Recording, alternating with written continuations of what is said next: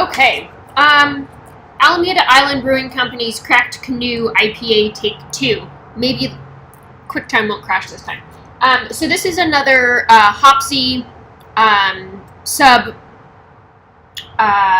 beer. Sorry, words are not my friend today. And so we're going to take a look at it.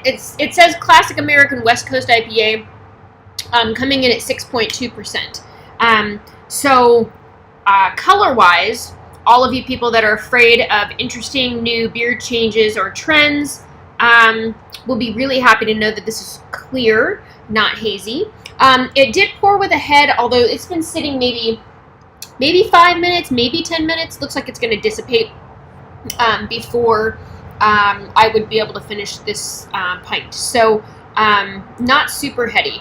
And it doesn't necessarily have a lot of bubbles in it.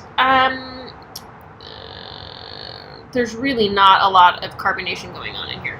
All right, let's have, oh, I'm sorry, I forgot about aroma.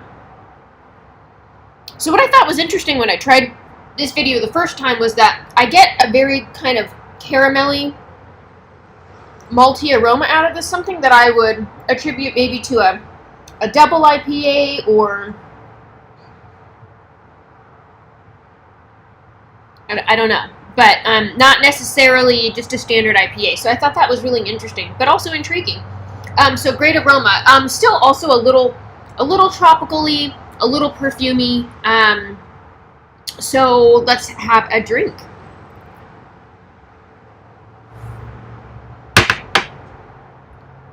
Man, this thing where Mac decides it needs to change the color based on something is really frustrating. I'm sorry that the video keeps going light and dark and light and dark. I can't really fix that for some reason. Anyway, about the beer though.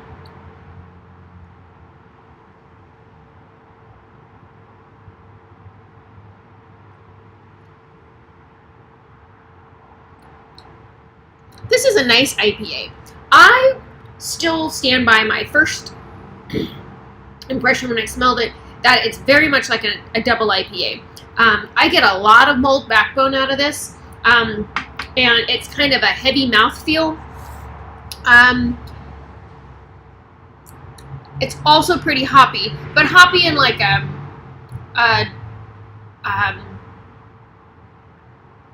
underlying kind of like supportive way. I can't even describe exactly what I'm trying to say. So it definitely has that heavy mouthfeel, which is interesting, you know, which based on the fact that it's not super heady and it doesn't have a lot of carbonation, you know, I guess we could have expected.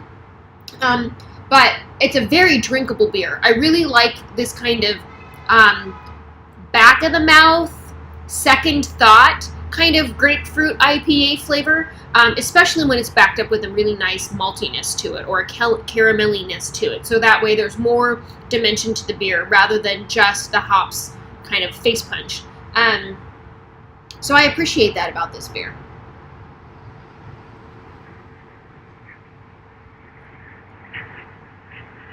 Very drinkable, almost juicy for a moment. Very complex flavor because it's malty and thick, and then it gets juicy, and then as you take your breath out, let your breath out, then it has like this kind of grapefruity, citrusy kind of standard IPA flavor that you're looking for.